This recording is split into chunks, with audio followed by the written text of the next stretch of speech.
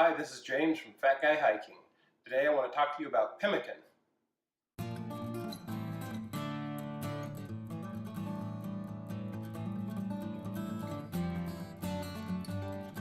Native Americans used pemmican to preserve buffalo meat.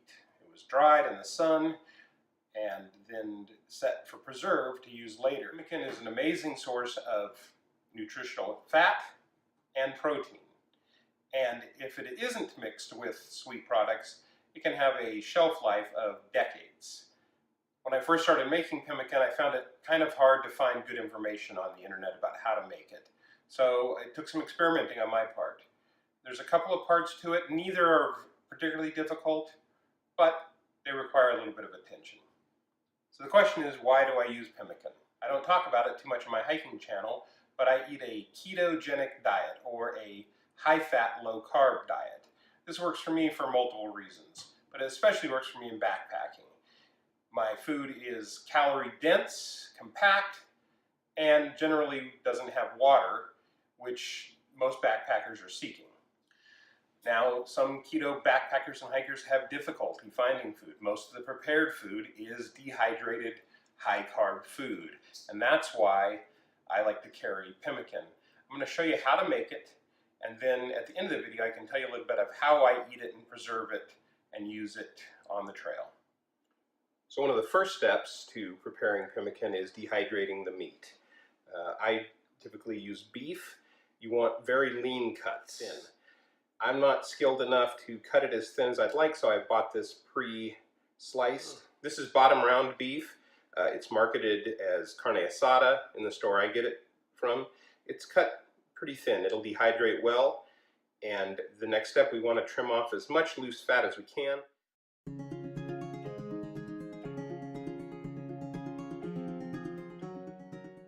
So trimming that meat is a very important step. When you dehydrate it, if fat is left on, it doesn't dehydrate well, and the fat simply gets greasy. This is not the same as the rendered fat that we'll add back in later in the process after we've ground the dehydrated meat. In my experience, trimming it is very important. So we started with about 13 pounds of thin cut beef, and by trimming it, I've got it down to about 9 pounds. Now we're going to start dehydrating it. There's a couple of different ways you can dehydrate this. You can use a commercial dehydrator that's commonly used to dehydrate vegetables and other things, or you can do it in your oven. I'm going to set up both ways today and show you how that's done. An alternate way of dehydrating the beef is in your oven. You can put it on a couple of sheet pans with, I use cooling racks, baking cooling racks. And then I put it in my oven at about 200 degrees. You can do 180 to 200. So I'm going to plug in my dehydrator. I've got the oven going, and we're going to let this dry. Then I'll come back a little bit later and I'll show you how to render the beef fat. It might seem intuitive to some of you that whether or not you cook the beef before you dehydrate it. It was not intuitive to me. And I actually had a hard time finding information on this on the internet when I first started making the pemmican. I experimented. I did both cooked and uncooked, and it turns out you use the beef uncooked, or the meat, whatever meat you're choosing to use. And it cooks in the dehydration process. It's rendered safe. The meat is thin, and so there's not deep bacterial penetration, and the dry surface doesn't allow the bacteria to thrive.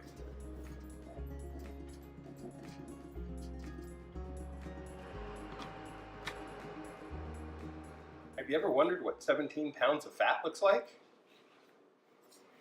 Wonder no more. Pemmican is comprised of two primary ingredients. You have a dehydrated lean meat. I choose to use beef. I think you could use just about any mammal. And the other ingredient is tallow, or rendered fat. Now, you can buy tallow already rendered, but it's quite expensive that way. What it starts with is this. This is leaf fat.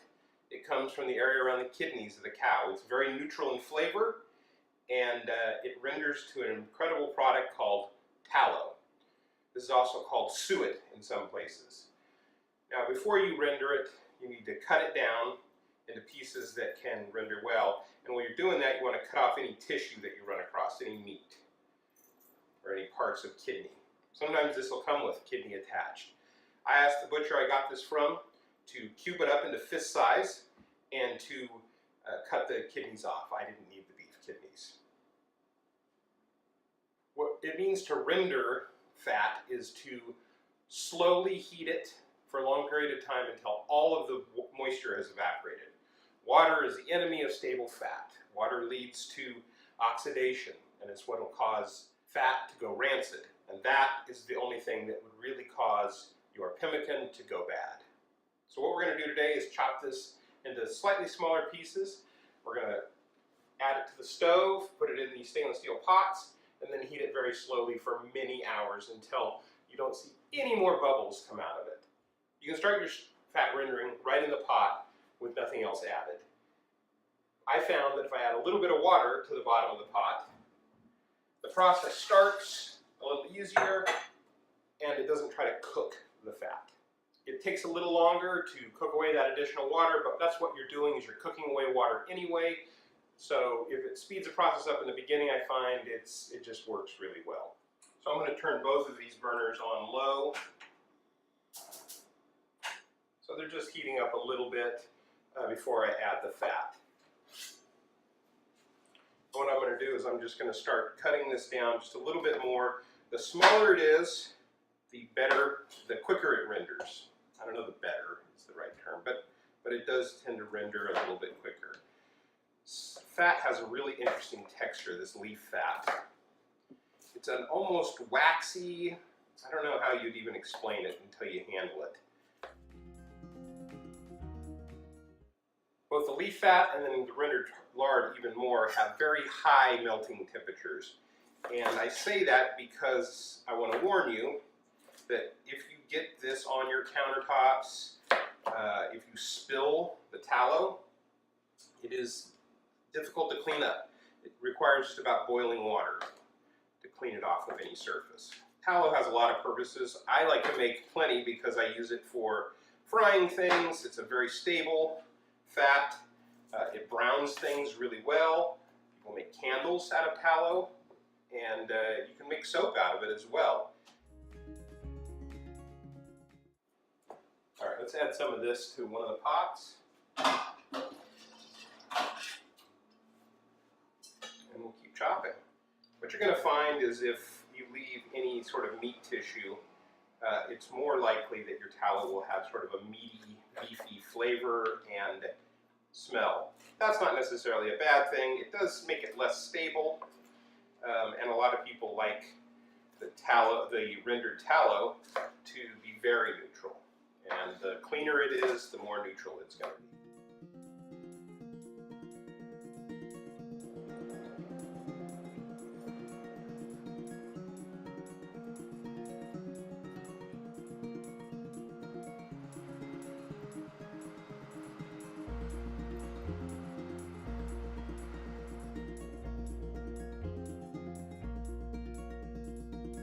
All right, we're back. It's day 2. All of our beef has dried. Our tallow has been rendered. I've actually made a batch of pemmican this morning, but I'm going to walk you through some of the steps that it takes to make the pemmican.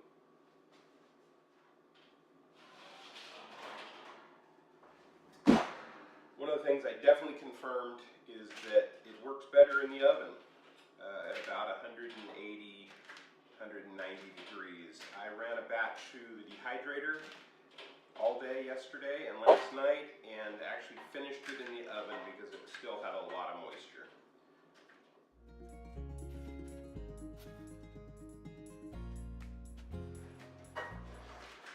So this is about 2/3 of the meat that I started with yesterday. I did use about 1/3 of it this morning to make a batch. All right, so one of the super important steps of making pemmican is getting the dried meat ground up really well. This isn't easy, and I find that it helps to break it up before you put it in the food processor. This also helps to tell that you've got it dry enough. If it's not breaking like twigs or bark, you you've got a ways to go still. So what I do is I break it up and get as much as I can in the processor. I think the next time I make it, I might experiment with trying to cut the pieces up smaller before I dry them. I find that I think that the smaller stuff tended to dry better. Alright, so this is a pretty good bit to start with. And you want to run this until it is a very fine powder. That takes a minute.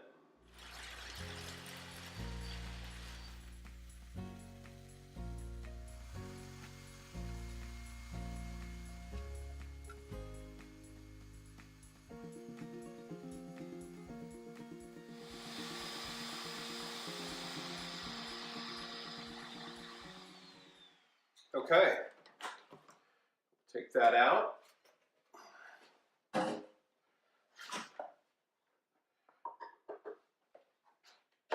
Don't want to waste any of that.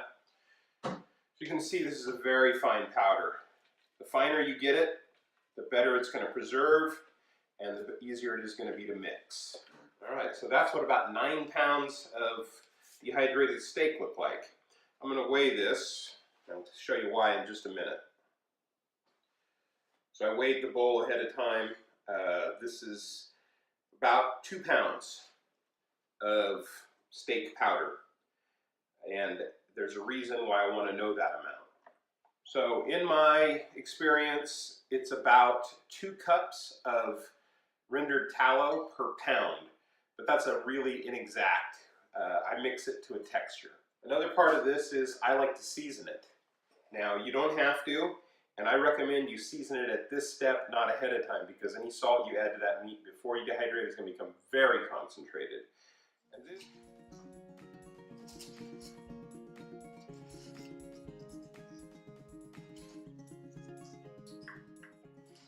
how I typically eat my pemmican is heating it in water and eating it as a soup or a gravy at camp. So if I don't have enough seasoning in, I can add more at camp. I generally carry some seasonings. I can't take salt out, so I'm very careful about how much salt I put in this whole batch.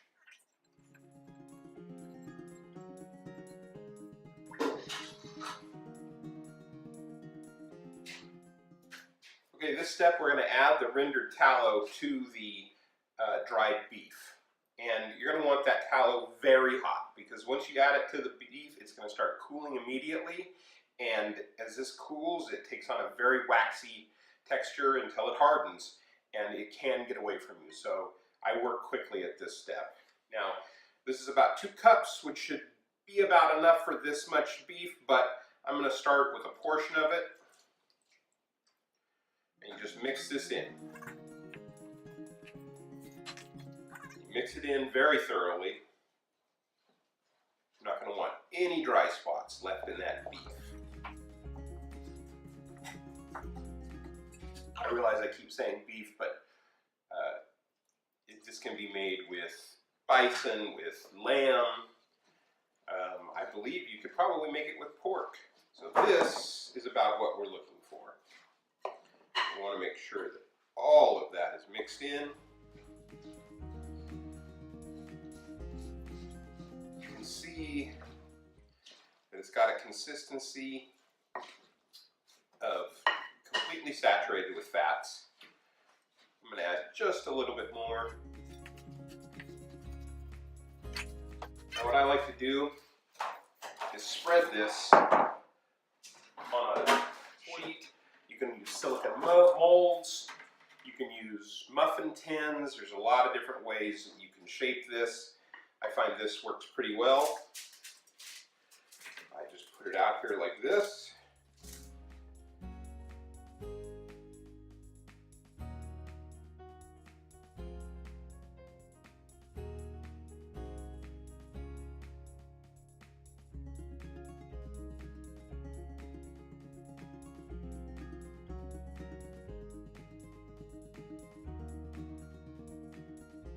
The reason I'm going to try to separate this before is it does crumble more when you cut it once it's cold. So I'm going to see if by sort of pre-cutting it, it'll separate into sort of the units that are convenient for carry, a little bit easier, a little less crumbly. I shoot for pieces that are generally about 50 to 100 grams.